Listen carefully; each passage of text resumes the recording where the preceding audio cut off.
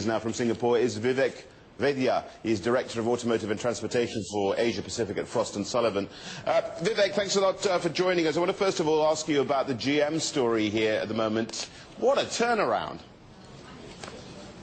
Yeah, fantastic. I think they went into bankruptcy, but they came out with all guns blazing. They had their product mix right.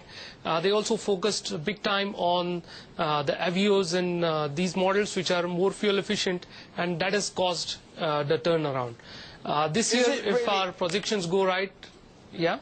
Vivek, sorry, I should have let you carry on there, but I said, is it because Toyota has not only taken its eye off the ball, but on top of that, we of course have the tragic events there in Japan affecting the supply chain?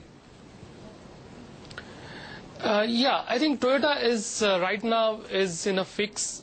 They have their supply chain disrupted, but since what happened in US 2 years ago and the problems that they faced because of the quality issues, they're unwilling to dilute their procedures to get new suppliers in.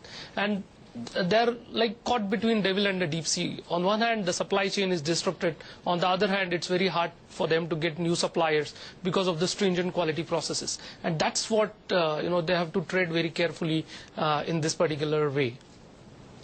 Let's just talk, though, about China. I mean, this is a battle for China. I think GM's got plans to invest something like $5 billion. I'm planning to double sales here to 5 million vehicles, and they're looking at a window here of about 4 years to do that.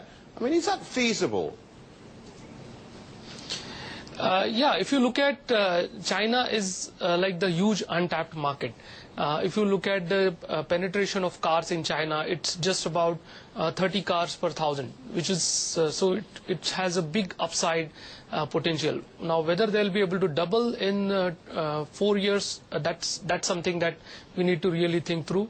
But I think another wave of growth would come from the exports from China, because China is also increasingly becoming a technology producer which can export the cars, and so the doubling of production does not necessarily mean doubling of domestic market, but they would also start using that as an export hub and start addressing markets which are nearby. All right, well, we've concentrated on Toyota, we've concentrated also on GM, but what about Volkswagen? Europe's biggest car maker is not going to stand idly by while they see China being gobbled up, and they haven't been idle, I should add. Yeah, absolutely. I think Volkswagen, Korean and European suppliers are, I would say, the biggest beneficiaries, because their supply chains are more or less isolated from the Japanese earthquake, and therefore, they have nothing to lose in this situation. It's whatever things have happened are in their favor, and we expect that if Toyota declines by anywhere above 8 to 10%, then Volkswagen can actually become #2 brand, and Toyota can become #3 brand. They have a real and big danger to slipping to #3 position, and Volkswagen can actually be the next to GM, which would be a brand #2 all over the world. They are very strong in China. They are very strong in European markets. I'm sure they are eyeing other markets like India and ASEAN, which would make further consolidate their position. Well, of course, Chinese authorities have made no secret of them, while car manufacturers edging towards greener technology, specifically batteries and hybrids. Who stands to actually be the beneficiary of that policy? Toyota has already started production of Camry in China, so they would be the biggest beneficiaries.